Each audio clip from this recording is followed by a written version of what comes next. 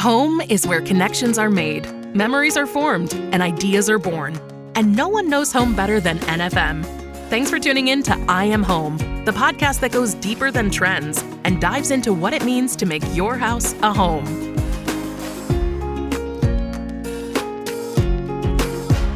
Hello and welcome to I Am Home, the Home Life Best Life podcast. I'm Tyler Weiskup. Unfortunately, we don't have Becca today, but I am joined by our other co-host. Her podcast presence is smoother than churned butter. It's Hilary Walton. Oh, thanks. Hey, Tyler. Hi, Hilary. Today, we're taking a walk down a gravel driveway and straight into farmhouse style. It's the design that continues to shape how we think about comfort and the feeling of home, really. And we're thrilled to be covering all of that with a special guest, the wonderfully talented interior designer from NFM, Diana Achenbach.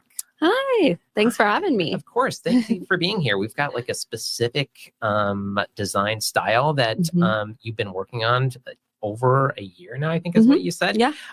With a beautiful transformation that we're excited to talk through, farmhouse style, and kind of dig into this project. But before we do that, let me tell you why we're even doing this podcast. And that's because NFM is more than just your everything home store. In addition to the most amazing store design, selection, and best prices in the world, we're here to improve lifestyles. And that's why we do this show and why our employees are the most passionate, knowledgeable home experts anywhere, because home life should be your best life. And you can learn more at nfm.com. So this week, as we were kind of saying before we jumped on, we've got Diana's Farmhouse Revival project that we've been working on for a while. And we're going to call this new segment that we're discussing the Design Diaries. Oh, I love it. Yeah. Isn't it nice? So clever. Yeah. You don't like it. I'll talk about it after. But our goal with this segment is to explore how great design can transform real homes in real lives. So, Diana, I'm curious, this project that you've been working on for a while, give us like a quick picture of the homeowner and kind of the challenges that they presented you with for this design. Yeah. So this homeowner is actually kind of a friend of a friend. So I got the opportunity to go out and see the house in person. But out is like a ways, right? Yes. Yeah. So this is out in wine country in Oregon, kind of Willamette Valley area, if you're familiar with Pinot Noir. Yeah. So he is actually a doctor. And he got this house maybe, I think, 5 to 7 years ago and hasn't done much with it. So we had a whole scope of paint, refinishing, window treatments, and really trying to define his spaces because he does have some awkwardly large spaces. But most importantly, like keeping the integrity of a farmhouse because it has beautiful property, hazelnut trees, vineyards. So really keeping the integrity of the land. Yeah, you were saying beekeeping on this land too. So like it's legit, like farmhousey type. It's got that whole vibe. Yes, he has tractors. He actually farms a lot of the land himself too. He loves to plant and grow. Doctor. Yes. Actually, let's call ABC. I think that's a good show. Yeah, Lifetime movie. Could totally be a Lifetime movie. Absolutely.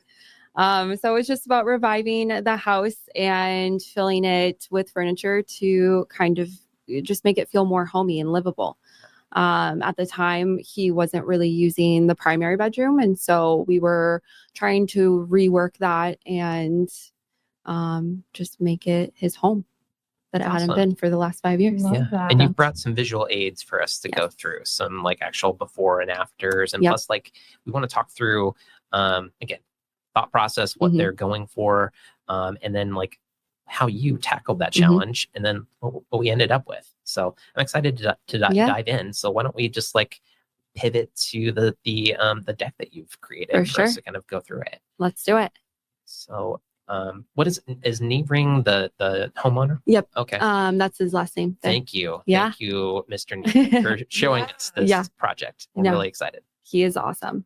So kind of walking through some of these photos, these are the before.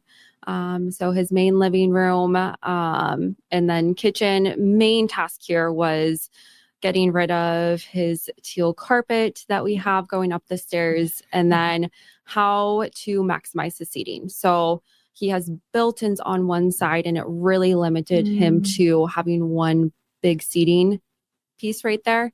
So thinking through where can we place the majority of his furniture, reposition the TV to make it more functional while still keeping it well circulated through. So really main views are over that corner of window spaces. So still keeping that important, but getting maybe an extra 5 people in there. So that was our focus for this particular space. And you can kind of see how we did that with the next few pieces. Yeah, let's take a look. So this is a little bit of my process. My favorite thing with spatial planning, it's all about the user and functionality. So I love to just dig into a floor plan and think through how can I change this? So in this particular setting, we actually removed where his TV was and opened that up so we could do a huge sectional there that's still comfy and cozy, and put that chase over by the fireplace because he uses that all throughout the winter time. So like wood burning fireplaces. Yep. Yep. So cool. So he has his stacks of wood over there, and then closing it out with a couple of seating pieces. And then those last 2 chairs, which actually are their most favorite spot to sit in the house. So those 2 chairs by the window are their morning cup of coffee or late night wine chairs that they just absolutely adore. The dream. Yeah. Oh, awesome. And we have, we're looking right now, if you're just listening to us on audio, we're looking at like the floor plans that you created from like when you're putting a floor plan together. Like, what does that process typically look like for you? So always start with the outer shell first and foremost. I am someone who I love to go into the details. So I try to make it as realistic as possible to the actual space. And then you just start throwing pieces in there. For me, the most usable space is that wall where the cabinet was. So I knew I wanted to reposition things there rather than cutting off the space like it formerly was with the other sectional. So that was super important to me. And then seeing where else we can add extra seating and tying everything together with rugs, ottomans, end tables, and things like that. So yeah, from a space planning perspective, you're talking about like really defining those spaces and like your thought process, just looking at the design. Obviously, it looks super defined in the way that you approached it. So, congratulations doing that. That was fantastic. Yes. Can we see some of the pictures? I'm just like antsing to see the afters. Let's do it. Should be a couple of slides. Those were inspiration of the exterior. If you're watching us on the YouTube, we've got some lighting fixtures here. Yep. And I love like when you're selecting some of these are the ones that you presented, or are these the ones like in the home now? So these are the ones that I presented. So kind of through the design process, you do everything at once, but then taper it back. So at the time when we did the furniture, we actually didn't do lighting until I went for the installation for the furniture. So that is something that we did end up doing locally and picking fixtures while I was out there. But those were my inspiration and things that we went off of for final fixture ideas. Gotcha. Okay. So now we're looking at, this is the living room sofa set, the 2 chairs that you were talking about, their favorite chairs. Yep. So those are the couple of swivel chairs. The wingback chair in the back is actually their tried and true favorite swivel chair. Oh, cool. It's just super cozy. You can curl up in it, sit cross-legged. That's from Smith Brothers, and it is just their favorite thing to sit in. Nice. And it's the perfect setting for them. Yeah. And then this is the after. So you can kind of see it in real time. This was before they got the window treatments in there. But you can kind of see the transformation just even with the carpet alone on those stairs. Going from the teal to the white makes such a huge difference. That teal was a choice. It was. That was like, this was what year was the house built? I want to say in the the 1900s, early. 1900s, Yeah. but they probably went through some designs and maybe like, I feel like the teal was like the choice for the 90s. Yes. And they did have some additions. So I got to see the actual plans in the house too. Cool. And they did some additions with this particular area. So it was actually added on Gotcha. before. So Gotcha. Okay, so in these images, if we're just describing for the podcast listeners, we've got like those beautiful. What are these bay windows? Is that what you were like? not bay windows, but floor to ceiling windows all the way. Yeah, love great light here. We've got like the fireplace that we're talking about on the right hand side. We've got the 2 chairs. That's the coffee spot that we're talking about with like a beautiful little. What color ottoman is that? I always like to say auburn or rust, and that is his favorite color. For a farmhouse, what a great choice. For sure. Yeah. Kind of reminiscent of the beautiful woodwork that they have. I love the moldings on the window treatments and the engravings on the windows too. It just adds that extra detail when you're doing, 9 windows in a space together. Yeah. In this middle, we've got this beautiful rug. How would you describe that? More of your transitional to traditional rug. So I wanted to keep it warm and cozy. So this actually has some blues, some different varying tones of brown, and even a little bit of that rust in there. So bringing in, I didn't want to take a farmhouse and just modernize it all together. So this just adds that element of traditional aspect, and ties in some extra colors that they can play off of with accessories and whatnot. Yeah, looks great in this space. And then we've got the big sectional. It looks so cozy. Yes. The chase over there is best spot to sit in right by the fire in the wintertime. Yeah. And then that ottoman is actually a hide on top too. So cool. Again, leaning it back to farm animals and whatnot. The hide is always a great texture to add into a space, especially one like this. Yeah. Great.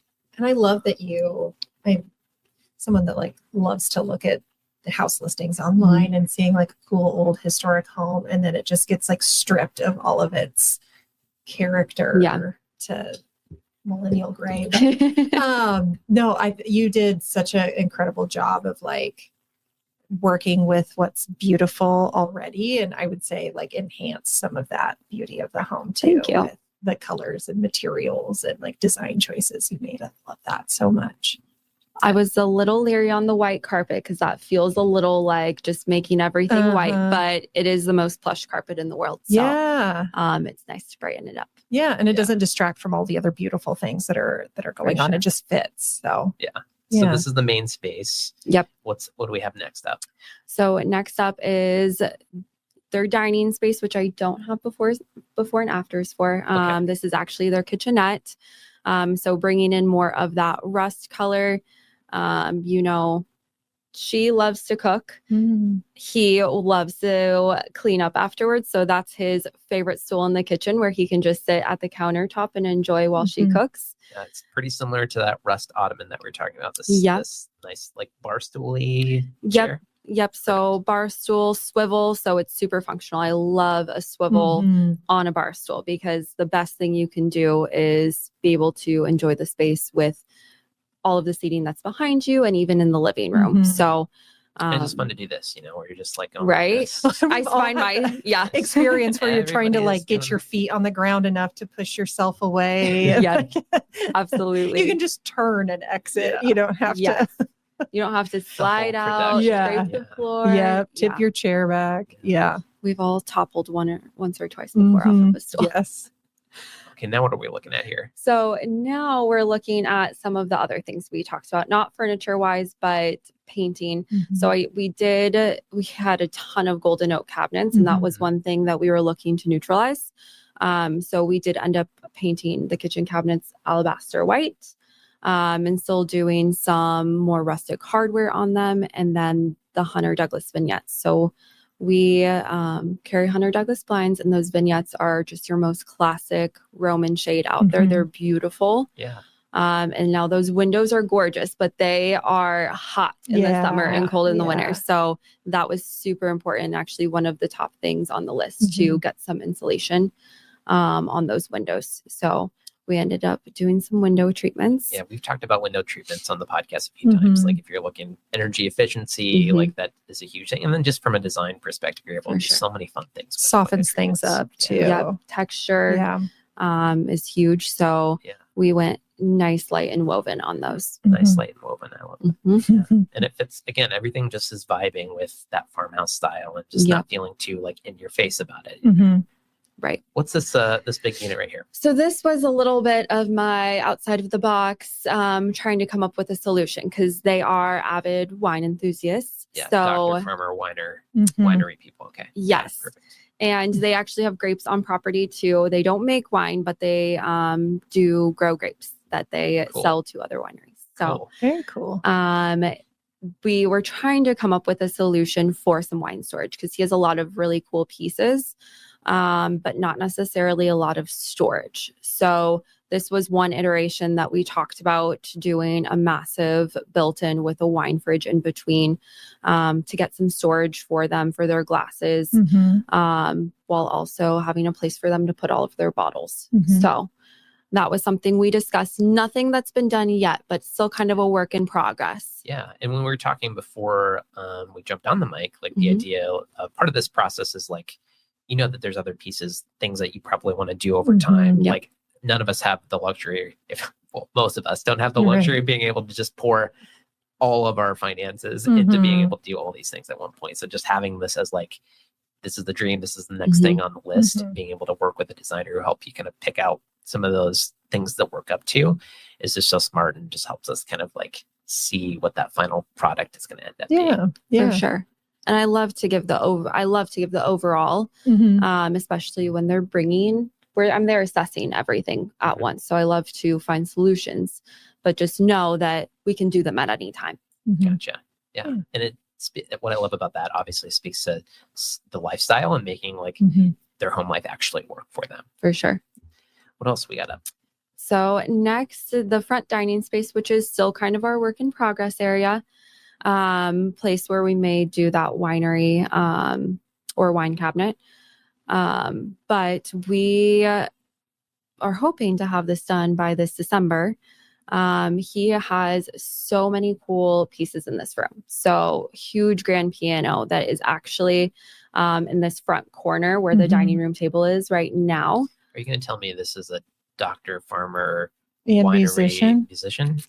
Maybe. Oh my gosh. He does have a couple of harps in there as well. Oh my What? gosh. And then the piano in the front is actually not a piano. It was a former piano that is now more bar cabinet that he houses some of his wine. Interesting. So that he just has such cool pieces and such cool history in this house. So this is the room that kind of encapsulates it all. Lots of family photos will be going in this room, lots of history pieces, but also dining space. That's one thing he doesn't have right now. So combining, his partner's love for cooking and having all of their family together is going to be super important. So that's what we wanted to maximize and add to this space, while also, maybe someone's playing the piano and you're sitting in there enjoying the music or just enjoying your morning coffee, because he has some beautiful stained glass windows in this front room too. Cool. So this is actually the front of house, where his front door is and his side door is. So that front window is a beautiful stained glass piece. Gotcha. Okay. So these are pictures of the front room we're looking at right now. Yep. So front room looking in, you can see some of his old pieces there, the piano up in that front corner that we actually moved back over by the windows there. And then can't quite see it, but there is that, I'm going to call it the piano bar that's moving over to our dining space. Kind of peeking out there on the side, that percentage. And interesting. When we got to this room, it was kind of just the storage room, right? No real purpose. So that's where it really just digs into the floor plan and say, what do you want this space to be? What do you have a need for? And how can we make it work? So that ended up being like you're saying, like this gathering place where we're all enjoying each other's time around that beautiful table, around the music, around all that kind of stuff. I love it. It's looking awesome. And thought process wise. So this is the before. Did we have the after this one? We do not have an after. It's still the work in progress. It is still a work in progress. Maybe next year. But the space planning's there. We're working up to it. Okay. And we do have selections pretty well made for this room too. It's just they've been travel bugs for this first beginning of year. So we're probably going to work on it this summer and then But the thought process is there. It's on paper. It's picked out. We've got kind of the references here. So that's perfect. Okay, what are we looking at next? So these are some of the main pieces that we're looking at for this dining space. Okay. Like I said, kind of already selected. They love the more rustic hooker pieces, some real Canadell maple wood, and then again with the more traditional cozy rug that brings in a little bit of color. We did also discuss painting potentially. Okay. Going bold with some more red in there. I know red's been kind of a trend in the last year. So not to stick to the trends, but to the trueness of a farmhouse and getting some rich colors in there. Yeah. Yeah.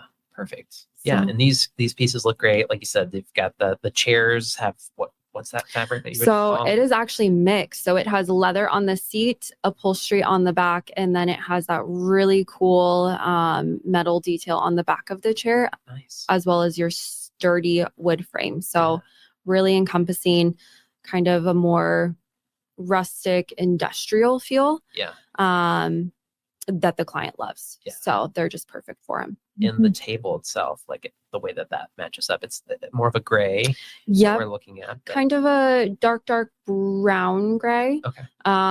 So going a little contrast there, but cool. he really prides himself in genuine leather and wood pieces. So I loved the idea of getting him more of a farmhouse style table here with that trestle base, or potentially the option in the top corner with just the 4 legs. That gives you so much seating. Yeah, great way to pay homage to the farmhouse is to like lean into those. I mean, it doesn't have to be like pigs and chickens. It can be like craftsmanship from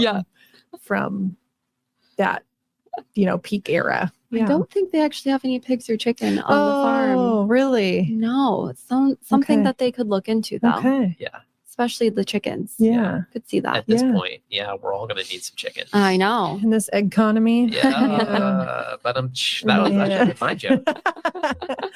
All right. So what else do we got?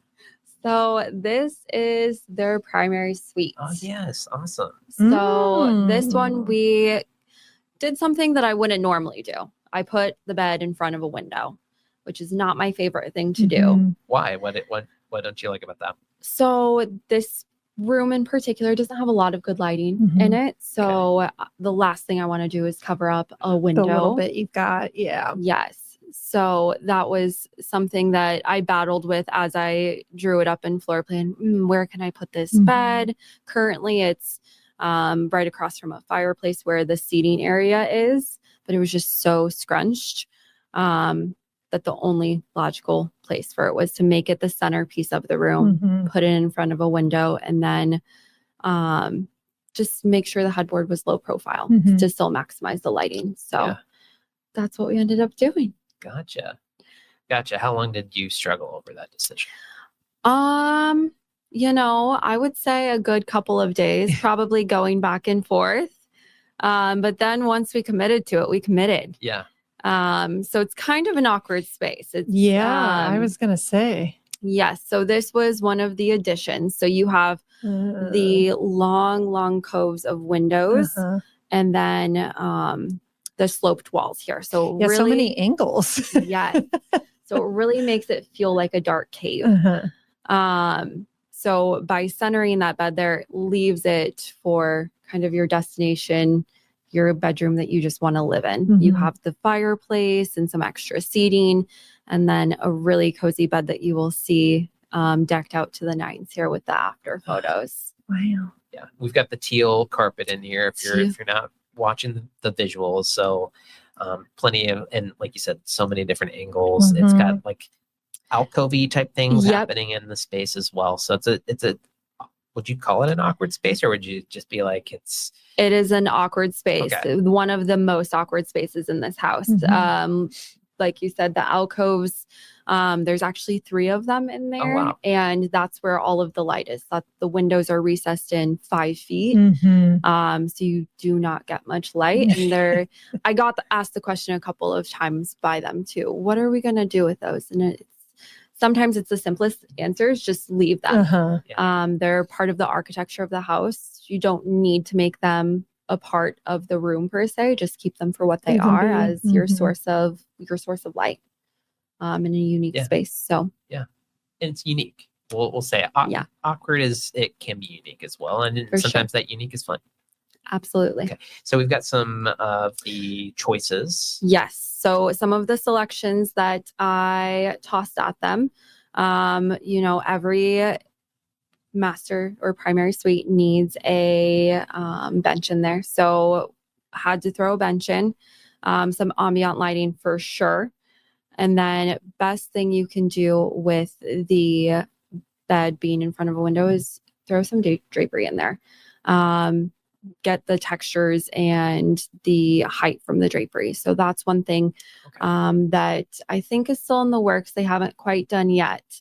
But one of the final touches that will be added shortly. I always want to add a plaid into a farmhouse, and I couldn't get them to do it. Oh, no, it looks so great in the image. I know. And plaid is just quintessential farmhouse in my opinion. But it did not end up in the final and this is such a modern take on it too. Like it's not like a chicken version, the chicken version of plaid. So interesting. Okay. Actually, I was up in the flooring department before I walked down, and I saw plaid carpet. You could do wall-to-wall carpet. I mean, a slightly more subtle version of that, but something like that in there could be so cool. But I am obsessed with the plaid carpets right now, and the more patterned carpets. They're so fun to add to homes and just add an extra layer of texture.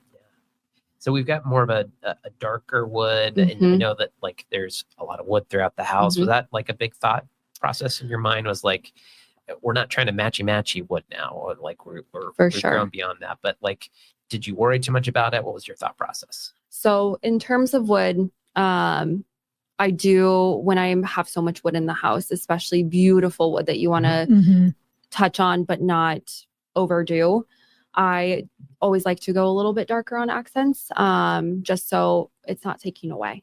It blends seamlessly, but you're not trying to fight with it. So it is a cherry wood, so reminiscent of some of the red tone wood that they have throughout the house, but just on the darker scale. So gotcha. Ended up being beautiful. No, looks great. Okay, so we've got afters of the space. We so do. Oh, let's look. So yes, this was after we did all of their bedding, lamping, and some of those accessories. So you can kind of see it at night. Not a lot of light in there. We did actually end up doing a ceiling fan and another chandelier in here as well. Cool. Nice. But it's beautiful sickly wood. So cherry in nature. Can't see a lot of close-ups on the details, but pretty simple framing, doesn't block the window too much, and then adding the pop of purples and rust with the colors. So that was kind of our main addition. Again, they love their lounge. So we ended up going for a double trace in there. So it's like another bed. Yeah. So much fun. It looks huge. It is. Great place to read a book. Yes. Great place to read a book, maybe add in a coffee cart or a little wine fridge. Enjoy when they have the whole family over, they can enjoy that time away upstairs in their suite. Yeah, they have their own little retreat. Yeah. These images taken at night look so moody, but in the best way. For sure. Yeah, it feels very cozy the way that everything is outplaced. What's your favorite part of seeing the final? Oh,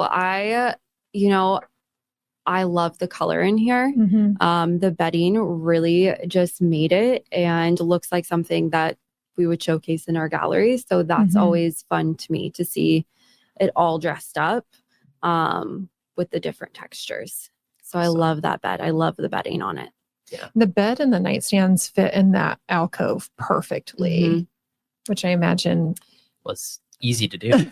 You know, king bed, all standard sizing, right? So that ended up working out perfectly. And then nightstands, we didn't have too much space for, but we made sure they you found worked. something that fits, and it fits lamps plus enough for a little extra storage. So, and that bench, again, it's kind of moody, so you can't see it, but it actually has some engravings on it too. Cool. On the front side with Very some drawer cool. space. So it's even more beautiful in person. Yeah, beautiful and practical. We love that. So I think we're getting to the point where we want to wrap up. I'm curious, like when talking with the customer throughout this experience, what was like were there big challenges that you had to overcome? Like what was the experience of like the relationship and understanding what they were trying to accomplish within these spaces and how you kind of like got from start to finish? You know, they were a dream client, I feel like, where they really put all of their trust in me to make some of the decisions and just go with it. So first and foremost was just keeping the beauty of the farmhouse, but also making it usable for them. Somewhere where they're going to want to lounge in the furniture that they're using rather than, you know, just go straight from whatever activity to kitchen to bed, was kind of how it had felt. They weren't really using the spaces like they wanted to. So that was the most important thing. And from what I hear, it's been growing great so far. So that's been so much fun to see the journey and the before and after for it. So. Well, thanks for sharing it with us. It was fun for us to be a part of the experience here at the end, seeing the thought process, and I'd love to like see some of the final pieces come through the house. Maybe we'll bring it back to kind of walk through some of those. Please. Yeah, there's still a work in progress. So it's going to be so much fun to continue to do and maybe go out and see again myself. So it'll be great. Yeah. So, well, thanks, Diana. And I want to thank, of course, my co-host, Hilary. I want to thank our producer, Scott and Ann. And I want to thank all our listeners. Make sure to like, rate, subscribe, wherever you listen to the podcast. And if you've got a question, head over to nfm.com/podcast, where you can reach out to us there. And we'll just end as we always do. Remember, home is what you make it. Thanks for joining us today for I Am Home with Tyler Weisskopf, Hilary Waltemath, and Becca Sudbeck. No one knows home quite like NFM. So if you'd like more information on home design at NFM, please check out nfm.com and leave us a review on the podcast platform of your choice.